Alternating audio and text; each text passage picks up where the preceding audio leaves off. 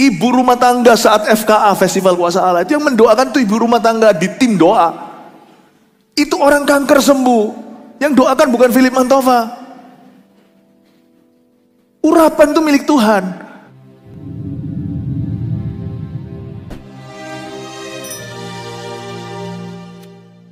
Iman bukan hanya percaya. Yes, faith is not just or merely believing. Iman bukan hanya percaya saja, iman lebih dari itu. Dan kalau Tuhan Yesus datang ke dunia, adakah dia menemukan iman? Dan jikalau dia menilik hidupmu hari ini, adakah dia dapatkan iman yang sejati? Atau jangan-jangan iman kita hanyalah mainan? Iman itu bukan perasaan percaya. Kita bisa merasa-rasa, misalnya kita disuruh memimpin sebuah kelompok sel, contohnya. Saya nggak serk karena saya merasa kurang beriman. Tahukah Anda bahwa iman itu bukan perasaan, bahkan bukan penglihatan. Merasa beriman, tidak merasa beriman. Iman itu biasanya adalah sesuatu yang mendahului mujizat Tuhan.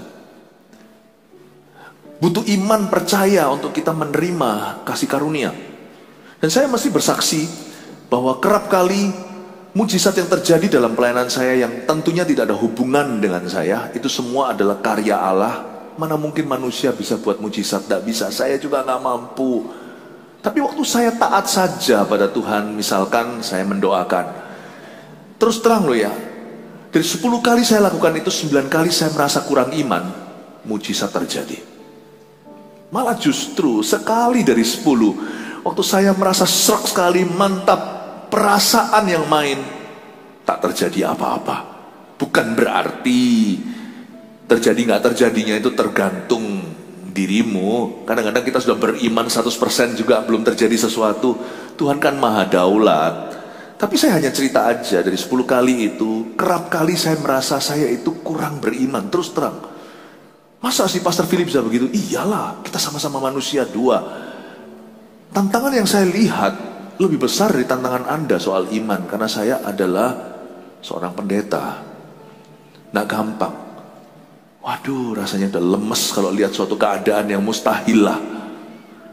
Tapi aneh tuh, iman itu bukan size-nya, sebesar biji sesawi aja udah jadi. You know, faith is a decision.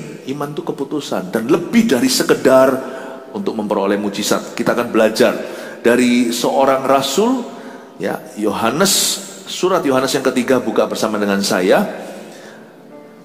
Hanya satu pasal saja, jadi ayat 5 sampai ayat 12. Saya bacakan ya. Saudaraku yang kekasih, engkau bertindak sebagai orang percaya, di mana engkau berbuat segala sesuatu untuk saudara-saudara, sekalipun mereka adalah orang-orang asing. Mereka telah memberikan kesaksian di hadapan jemaat tentang kasih-Mu. Baik benar perbuatanmu, jikalau engkau menolong mereka dalam perjalanan mereka dengan suatu cara yang berkenan kepada Allah. Sebab karena namanya mereka telah berangkat dan dengan tidak menerima sesuatu pun dari orang-orang yang tidak mengenal Allah. Kita wajib menerima orang-orang yang demikian, supaya kita boleh mengambil bagian dalam pekerjaan mereka untuk kebenaran. Iman bukan hanya percaya. Kalau mau belajar iman itu belajar dari orang yang sudah lama setia. Bukan mereka yang baru lulus sekolah teologi ya. Mungkin ada anak muda yang berapi-api. Wah, jagoan imannya. Bolehlah ya, jangan padamkan roh. Tapi kalau mau mempelajari kelengkapan iman, belajar dari veteran. Belajar dari mereka yang sudah been there, done that. Orang-orang sudah pernah melalui segala macam perkara dengan Tuhannya. Tiada lain, orang itu di sini adalah Rasul Yohanes. Rasul Yohanes ini adalah Rasul kasih, satu-satunya daripada 12 murid Yesus Kristus yang tidak mati martir, mati syahid, tetapi matinya mati normal. Waktu beliau menulis surat ini, mungkin di sekitar tahun 90 sesudah Masehi, umurnya 90-an. Dia kakek-kakek tua. Dia sudah pernah melihat mujizat. Dia dan Petrus koleganya membawa api ke Samaria, api Roh Kudus, kebangunan rohani. Dia bersama dengan Petrus pernah berjalan dan bangkitkan orang lumpuh di gerbang indah. Orang itu bukan lumpuh 1-2 tahun ini, lumpuh dari lahir. Dia sudah melihat berbagai macam hal. Tapi waktu dia tuliskan surat ini, saya melihat bahwa iman itu bukan hanya sekedar faith. Faith itu bukan hanya sekedar believing atau percaya atau melulu soal mujizat. Ternyata sebagai orang yang percaya pada Tuhan, sebagai umat yang beriman, iman itu diberikan untuk kehidupan, bukan untuk dapatkan sesuatu. Iman itu diberikan untuk kehidupan. Makanya saya rindu keluarga Saat Teduh Bersama, Anda lengkap imannya dan dewasa. Saya jelaskan ya dari Rasul Yohanes, iman itu apa saja faedahnya. Dan iman itu kalau terpaksa, bukan terpaksa ya, kalau memang dipepet, kalau memang ada kebutuhan, iman itu bisa menjadi perbuatan-perbuatan gagah perkasa. Bapak iman siapa? Abraham. Dia nggak seperti Elia. Elia lebih terkenal mujizatnya, turunkan api, konfrontasi. Abraham itu lebih adem ayem, nunggu keturunan sampai umur 100. Imannya itu bukan iman yang sensasional. Tapi tahukah Anda, ketika diperlukan, dia tidak ragu. Abraham untuk menyelamatkan Lot, dia pernah pergi berperang dan mengalahkan satu kerajaan. Abraham pernah mendoakan seorang raja, karena raja itu berani nyerempet hambanya, nggak ngerti soal Sarah. Mandullah seluruh kerajaannya, mengalami sakit kandungan lah, mium lah, prostat lah, macam-macam semua penyakit yang berhubungan dengan reproduksi, semuanya kena tuh satu kerajaan, pandemi itu. Abraham berdoa, orang itu sembuh. Orang tidak tahu, kalau Anda baca di kitab Kejadian, Abraham itu dahsyat. Kalau ada kebutuhan, dia punya iman menyembuhkan. Dia punya iman bisa meruntuhkan satu kerajaan. Iman itu, kalau ada kebutuhan, dia jadi mujizat. Jikalau tidak ada kebutuhan, dia menjadi kehidupan. Izinkan saya menjelaskan, iman orang Kristen tidak boleh melulu aku minta-minta. Ketika tidak ada sesuatu untuk kita minta, bangunlah hidupmu atas dasar iman itu. Saudaraku yang kekasih, ayat 5, engkau bertindak sebagai orang percaya. Katakan bertindak sebagai orang percaya. Yes. Iman tanpa kelakuan, tanpa perbuatan adalah mati. Iman itu bukan perasaan percaya saja, iman itu tindakan-tindakan nyata. Saudaraku yang kekasih, engkau bertindak sebagai orang percaya, di mana engkau berbuat segala sesuatu, bukan hanya mujizat saja, berbuat segala sesuatu untuk saudara-saudara, untuk saudara seimanmu. Berbuat baik itu pun tindakan iman loh ya. Iman itu bukan hanya yang ajaib saja. Misalnya saudara kita punya kebutuhan, lalu kita memberi dia makan. Seseorang perlu didoakan, lalu kita perhatikan. Itu semuanya adalah perbuatan iman.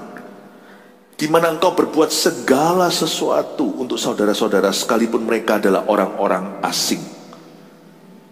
Dibutuhkan iman untuk kita tidak egois, maunya ngumpul sama orang-orang itu. Saya itu kagum sama CGL, ketua kelompok sel kita, pemimpin sel grup. Itu loh yang dia bimbing, yang dia mentor itu toh bukan anaknya, bukan keluarganya, bukan saudara kandungnya. Sekalipun mereka adalah orang-orang asing, dia berbuat segalanya ini untuk mereka. Sisihkan waktu, sibuk sekali pulang kerja, mandi-mandi langsung. Kadang-kadang 1 minggu itu dipuasakan juga supaya jemaat CG-nya bertumbuh. Anggota CG-nya mungkin dia nggak pernah lakukan mujizat. Mungkin CGL atau ketua kelompok sel di GMS ini tidak pernah mendapatkan keajaiban, tidak pernah mendemonstrasikan kuasa. Tapi perbuatan baiknya itu kesaksian imannya. Saya ingin Anda mengerti bahwa iman itu bukan hanya percaya. Kita lihat ayat 6, mereka telah memberi kesaksian di hadapan jemaat tentang kasih-Mu. Ini Yohanes nulis pada satu orang lah, singkat cerita namanya Gaius, seorang anak Tuhan zaman itu, entah siapa, seorang hamba Tuhan, seorang pelayan Tuhan. Mereka telah memberi kesaksian di hadapan jemaat tentang kasih-Mu, Gaius. Baik benar perbuatanmu jikalau engkau menolong mereka dalam perjalanan mereka dengan suatu cara yang berkenan kepada Allah. Poin 1. Poin 1 dulu saya kasih di muka. Iman mengajari kita berbuat baik dari hati yang benar. Poin 1 ya, munculkan dulu. Ternyata itu juga fungsi iman. Iman itu bukan untuk dirasa-rasa. Iman itu untuk diisi dengan perbuatan-perbuatan yang baik dan benar. Biarlah imanmu menuntunmu pada ketekunan kepada kebajikan. Saya pernah ditanya sama satu orang yang pernah pelayanan di Afrika dan melihat semua keajaiban dan mujizat. Dan pada waktu saya ketemu sama orang itu, ini bukan orang Indonesia, dia tanya sama saya, "So, Pastor Philip, berapa banyak orang mati yang sudah kamu bangkitkan?" Saya bilang, belum ketemu, belum hi, how are you, apa kabar, langsung sikat ke itu. Emangnya kompetisi begitu? Jangan kita menyombongkan diri kalau doa kita dijawab. Itu karena Tuhan yang menjawabnya, bukan karena doamu bagus. Itu karena kasih karunia Yesus. Kalau ada mujizat terjadi itu tidak ada hubungan dengan dirimu. Tugasmu hanya percaya. Itu hanyalah DP yang gak seberapa. Yang membeli mujizat itu Kalvari, bukan imanmu. Kita hanya agree aja. Kita itu hanya taat untuk sepakat. Tapi kalau kita mau konsisten jalan dalam iman, jangan berkanjang pada keajaiban.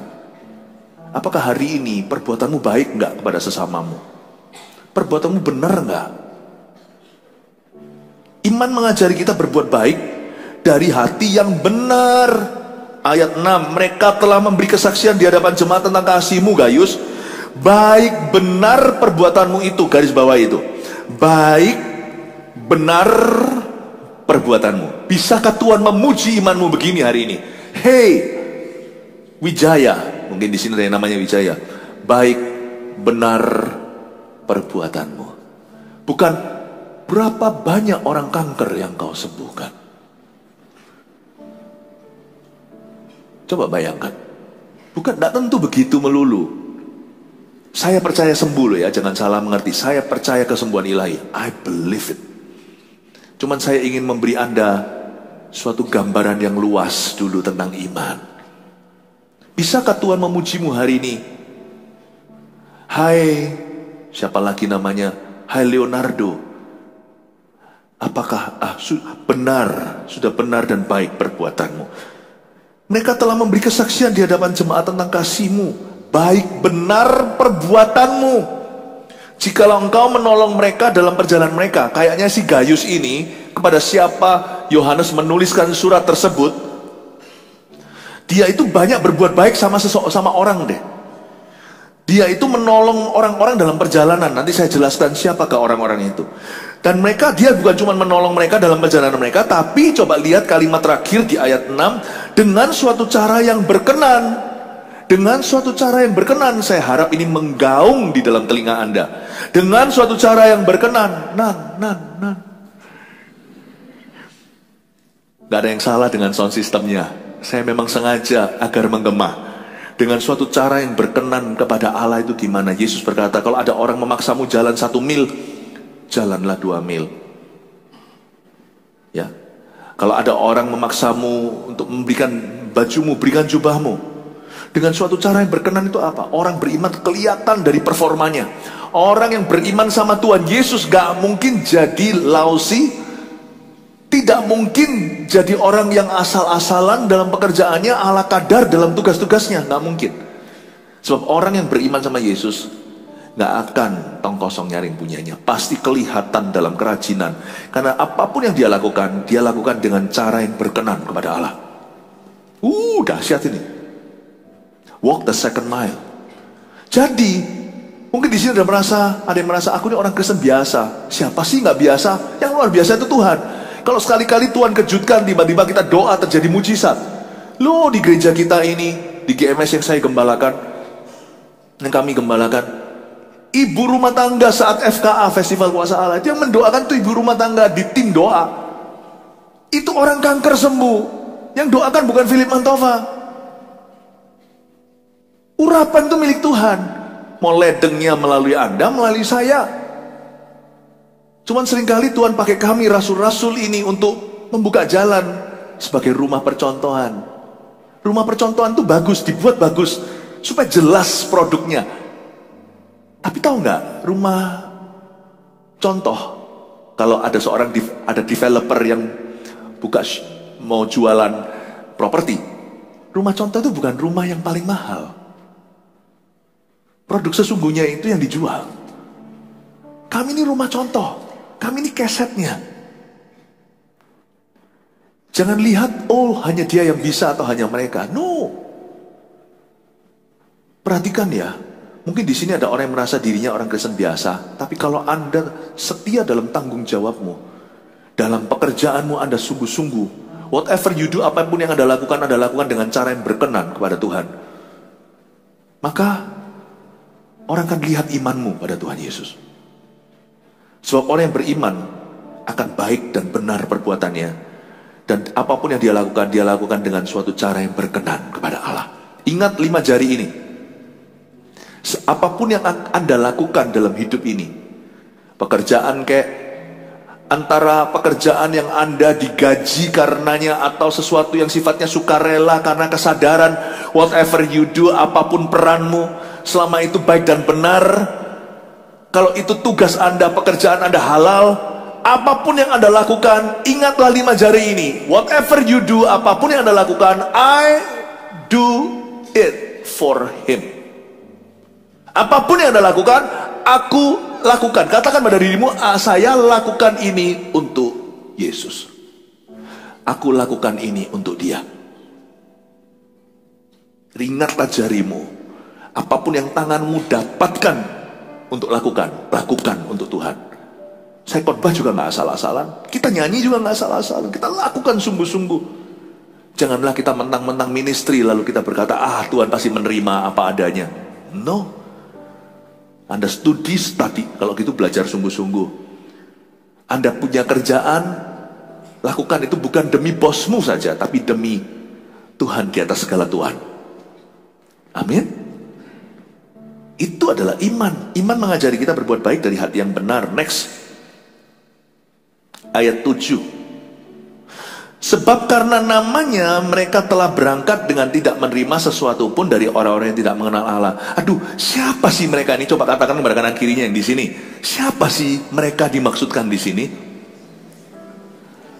Nah, saya tunjukkan ya, iman menuntun Gaius kemana? Ini Yohanes menuliskannya dalam suratnya, begitu indah. Sebab karena namanya mereka telah berangkat dengan tidak menerima apa-apa dari orang-orang yang tidak mengenal Allah. Berarti mereka ini pasti orang-orang yang mengenal Allah.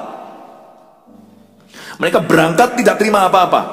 Kita wajib, ayat 8, menerima orang-orang yang demikian, supaya kita boleh mengambil bagian dalam pekerjaan mereka untuk kebenaran. Barang siapa memberikan secangkir air sejuk kepada seorang karena dia adalah muridku, tidak akan pulang tanpa upahnya. Siapa berbuat baik pada nabi, dia memperoleh upah nabi. Barang siapa aku mengutusmu, hai 70, pergi ke kota-kota dan desa-desa 22. Dan siapa yang menerimamu, menerima aku yang mengutusnya. Dan siapa menerima aku, menerima Bapakku yang mengutusku. Tapi siapa yang menolakmu, kebaskan kakimu. Tinggalkan kota itu. Sebab siapa yang menolakmu, menolak aku. Siapa menolak aku, menolak Bapa yang mengutus aku. Siapakah mereka di sini? Misionaris zaman dulu dan misionaris zaman ini. Setiap anak Tuhan, kalau dia berniat hatinya untuk melakukan kehendak Allah, untuk memenangkan jiwa dan membimbing mereka, memuridkan bangsa-bangsa, maka kita wajib menerima orang-orang yang demikian, supaya kita boleh mengambil bagian dalam pekerjaan mereka untuk kebenaran. Sebab karena namanya, mereka telah berangkat dengan tidak menerima apa-apa dari orang-orang yang tidak mengenal Allah. Kalau kita tidak mendukung sebagai saudara seiman dan saudara sevisi, siapa lagi? Masa orang-orang dunia itu akan mendukung mereka? Kan mereka filosofinya beda. Kita di sini memberitakan firman Tuhan. Orang-orang dunia punya agenda tidak sama. Mereka lebih ke arah LGBTQ. Nggak mungkin ini yang namanya tabrakan konflik interest ini, tidak mungkin yang namanya anak-anak Tuhan dengan anak-anak dunia menjadi satu kuk, menjadi pasangan yang sepadan.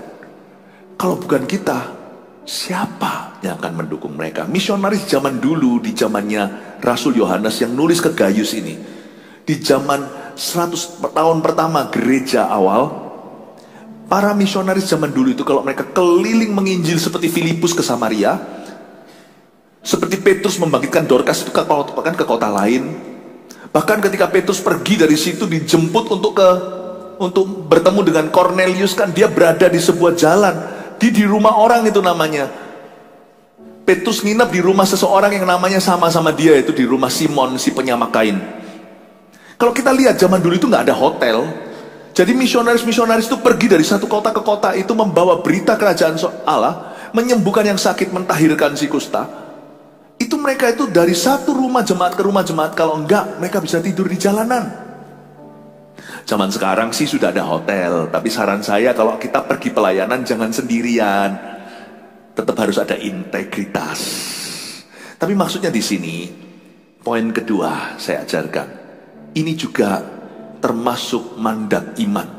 Hai umat Tuhan, boleh nggak sih saya ajar begini? Keluarga Saat Teduh Bersama, apakah selalu mau firman seputar tentang bagaimana hidupmu dijamah? Atau mau nggak firman tentang bagaimana hidupmu bisa maju dalam Tuhan? Saya tidak mau firman yang saya bagikan itu mengerdilkan, tetapi mengentaskan Anda dari pikiran-pikiran yang hanya seputar menerima saja. Saya mau kasih Anda poin kedua ini supaya Anda mengerti, iman juga membuat kita terbeban untuk misi Tuhan. Orang Kristen lebih dari 1 tahun kenal Yesus, lalu tidak punya beban untuk misi, dirinya sendiri pun hidup tanpa misi. Orang Kristen begitu, sekalipun masih di gereja, dia sudah murtad dari hadirat Tuhan. Sadar gak? Dia tetap agamanya Kristiani, tetapi hatinya udah jauh dari Kristus. Jauh, saudaraku. Kalau Anda sudah menjadi anak Tuhan lebih dari 1 tahun, 1 tahun itu saya sudah kasih waktu banyak-banyak. Kalau saya terapkan standar atas diriku, nggak lebih dari 1 minggu. Kalau saya setelah 1 minggu, saya kenal Kristus, lahir baru, lalu saya tidak punya misi untuk saudara-saudaraku, untuk orang lain. Saya masih berhenti hanya di ayat, kasihlah Tuhan Allahmu dengan segenap hatimu. Saya gagal move on masuk, bukan move on, lanjut, tetap di ayat 1. Tapi sekarang saya menghayati ayat 2, kasihlah sesamamu manusia. Maka Anda gagal jadi orang Kristen. Waktu saya bertobat, lahir baru tahun 1992, 31 tahun yang lalu. Saya keluar dari gereja setelah saya dijamah. Langit tetap langit yang biru, gak ada bedanya. Waktu itu saya di Vancouver, Kanada. Yang membuat beda adalah setiap kali saya lihat manusia, hati saya seperti luluh mau nangis itu. Kenapa? Saya gak tahu. Kayak saya mau memberitahu orang di jalanan langsung yang saya gak kenal, Yesus itu siapa bagi mereka. Dan saya ingin sharing sama mereka, Yesus itu siapa bagi saya. Kayaknya gak tahan. Jangankan 1 minggu, baru 1 jam terima Tuhan. Saya rasa itu yang betul. Oh mungkin Pastor Philip yang begitu. Enggak sih, enggak, sungguhan. Buktinya kalau saya enggak begitu lagi, maka saya akan dikasih Tuhan label kehilangan kasih mula-mula. Jadi bukan karena itu saya atau Anda, itu yang betul.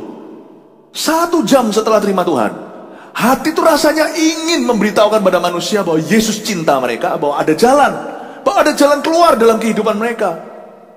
Rasanya kepingin berbuat sesuatu. Mungkin karunia terbatas. Karunia saya terbatas. Waktu saya awal kenal Tuhan, mana ada orang mau percayakan doa makan aja saya antri 1 tahun gak ada yang kasih kok. Sungguhan, gak apa-apa. Mungkin saya bisanya hanyalah jemput seseorang ke gereja. Mungkin saya hanya bisa hari ini ya, zaman ini kan sekarang sudah sangat convenient lewat HP-nya. Kita bisa aja langsung tag 1 orang dan beritahu, hey, ayo kamu ikut yuk, ikut ke CG. Begitu. Kita bisa, nggak mungkin kita itu bisa tinggal diam. Meskipun nggak semua orang bisa khotbah, nggak semua orang bisa FKA Festival Kuasa Allah, nggak semua orang bisa begini begitu. Karunia kita beda, tapi hati kita sama, hati kita peduli.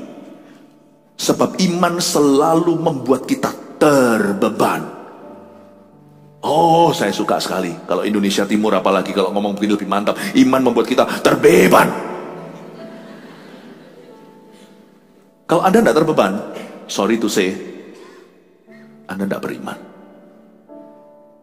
Yesus datang melihat hidupmu, mana imannya? Nggak ada. Jikalau Tuhan, anak manusia datang ke dunia, adakah dia menemukan iman? Di hati yang terbeban, pasti ada iman. Karena nggak mungkin dari dirinya dia bisa begitu. Nggak mungkin.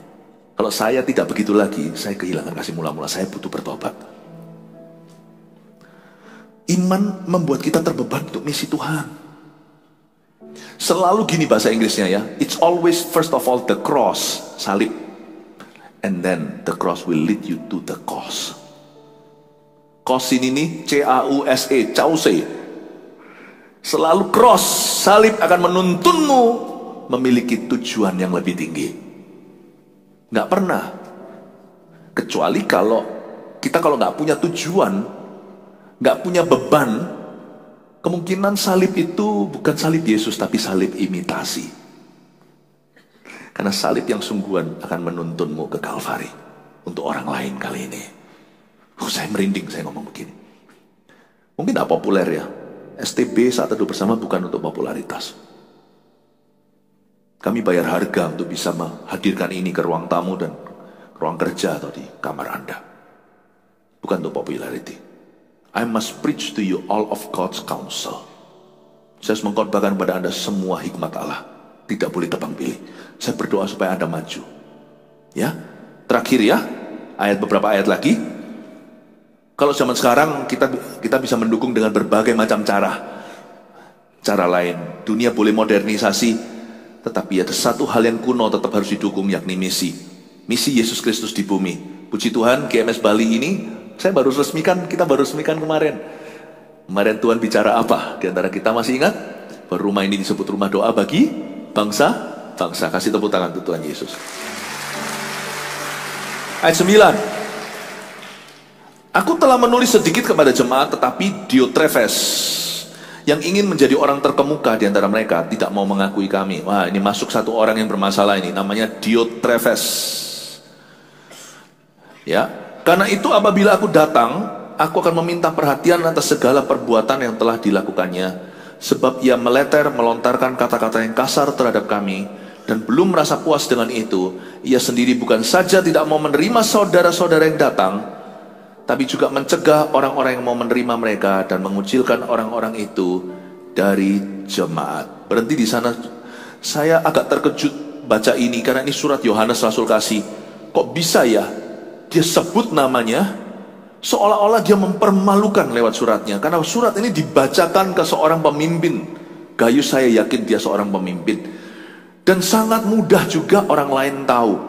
Kenapa dia berkata, aku menulis kepadamu tentang seorang Kristen namanya Diotrefes, kamu harus hati-hati sama dia. Dia melontarkan kata kasar dan sebagainya. Dan bukan hanya dia tidak mau menerima kami, tapi juga mengucilkan orang-orang yang mau menerima kami dan mencegah orang-orang itu untuk bertumbuh. Bapak ibu saudara jemaat terkasih keluarga Saat Teduh, kita tidak boleh kasar sama orang, tapi kita juga nggak boleh sungkan sama yang salah. Iman itu tahu boundary-nya, dia tahu perbatasannya. Kita imanlah yang membuat seorang suami ketika digoda di tempat kerja, kecuali kalau dia main api. Tapi kalau dia nggak main api pun tetap ada wanita nekat. Misalnya gimana, Anda berkata, oh enggak, saya tunggu istri saya. Oh enggak, itu langsung buyar. Iman yang membuat seseorang bisa tegas langsung ke tudungnya. Misalnya seorang istri mungkin di luar sana, lalu dia didekati oleh seseorang yang bukan suaminya. Istri itu dengan mudah bisa berkata, oh ada apa? Anda bisa tanya suami saya. Buyar sudah, semua laki belang kembali polos.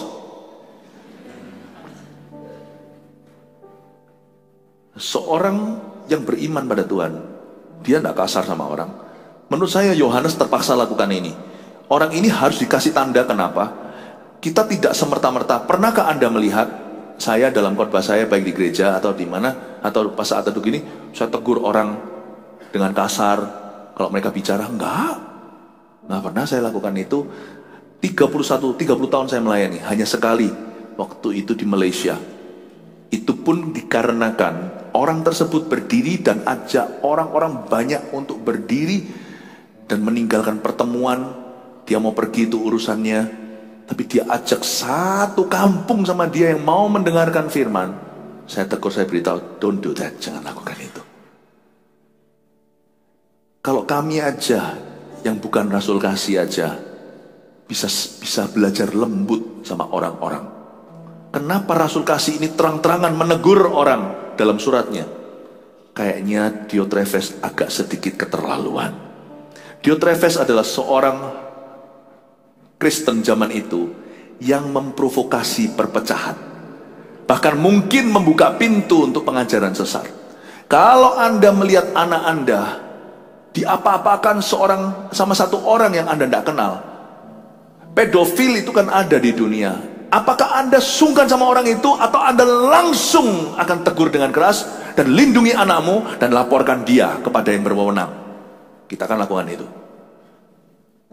Jikalau kita tahu sesuatu mendukakan hati Tuhan di hidup kita, jangan sungkan, berdiri teguh, jangan kasih kaki sama musuh. Amin.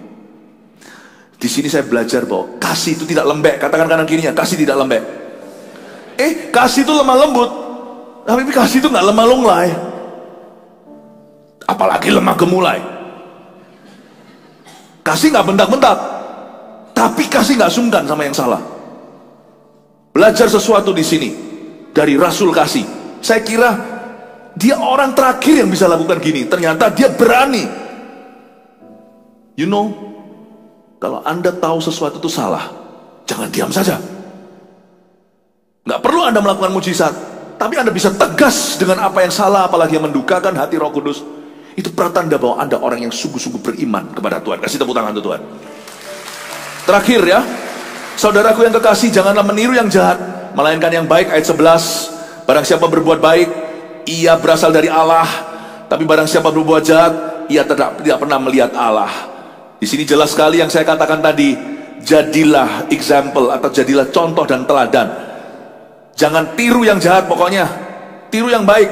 Kalau nggak ada yang bisa ditiru, jadilah teladan dulu. Kalau Anda tidak bisa meniru sesuatu yang baik, nggak kelihatan di kanan kiri, maka berbuat baiklah dulu. Sebab barang siapa berbuat baik, dia berasal dari Allah. Dialah teladan terdekat. Jangan tuntut orang lain jadi teladan, jadilah teladan, maka kita akan melihat orang lain akan mengikuti. Tentang Demetrius, ini lawan katanya Diotrefes, seorang hamba Tuhan yang lain. Semua orang memberi kesaksian yang baik, malah kebenaran sendiri memberi kesaksian yang demikian. Dan kami juga memberi kesaksian yang baik tentang dia. Dan engkau tahu bahwa kesaksian kami adalah benar. Jadi ayat 12 beda dengan orang di ayat 9. Diotrefes jahat, Demetrius adalah contoh yang baik. Ketiga, imanlah yang mendorong kita untuk mau jadi teladan. Waktu Tuhan suruh saya jadi hamba Tuhan, sekarang saya mikir aja, meskipun itu perkara 31 tahun yang lalu, saya mikir apa ya? Kalau saya mikir saja, gak beriman, gak jadi saya. Saya pasti ketakutan, mana bisa lah, mana mungkin lah. Aku gak bisa ngomong lah, ini itulah. Apalagi yang paling ngeri adalah disoroti orang. Nanti kalau saya juga gak sempurna. Untuk seseorang mau jadi pemimpin, untuk seseorang mau jadi pelayan, untuk seseorang mau jadi saksi, untuk seseorang mau jadi teladan, itu iman. Makanya di GMS saya ajarkan, kalau tiba sudah waktumu untuk menjadi CGL, nggak ada CGL yang sempurna, nggak ada. Pengkhotbah kita pun nggak sempurna. Kita semua belajar. Kalau kita join sebuah gereja, mau gereja yang sempurna, tunggu di sorga. Tapi kalau ada orang berkata, ini aku, utuslah aku mau, sambil belajar, sambil menyelam, minum air, sambil belajar, aku akan memimpin, sambil memimpin, aku akan belajar. Perlu iman untuk berkata, ya, oke, aku bersedia untuk belajar memimpin. Imanlah yang mendorong kita untuk jadi teladan. 31 tahun lalu, saya berkata iya sama Tuhan. Jalannya mulus? Tidak. Tapi setelah saya menoleh hari ini, saya berkata, thank God, I said yes. Saya bersyukur, saya berkata iya. Keluarga Saat Teduh, jangan selalu menjadi jemaat biasa. Saya dorong Anda, kalau GMS bukan tempat atau gereja buat Anda, ke gereja yang tepat. Di situ jangan hanya jadi jemaat. Belajar dari bawah, merangkak, nggak apa-apa. Merangkak seperti bayi, level baby. Tapi belajar ke arah melayani. Daripada 10 tahun jadi orang Kristen, hanya menjadi penonton saja. Saya dorong Anda semuanya untuk berkenan pada Tuhan, berfungsi, bertumbuh, dan berbuah. 3 poin ini saya selesai. Saya ulangi, munculkan semua. Iman bukan hanya percaya, karena iman mengajari kita berbuat baik dari hati yang benar. 2, iman membuat kita terbeban untuk misi Tuhan. Dan 3, imanlah yang mendorong kita untuk bersedia atau mau jadi teladan. Jadilah teladan, jadilah terang dimanapun Tuhan menempatkanmu. 1 Petrus 4 ayat 7. Kesudahan segala sesuatu sudah dekat. Karena itu, kuasailah dirimu dan jadilah tenang, supaya kamu dapat berdoa. Saudara yang terkasih, terima kasih telah mendengarkan firman Tuhan hari ini.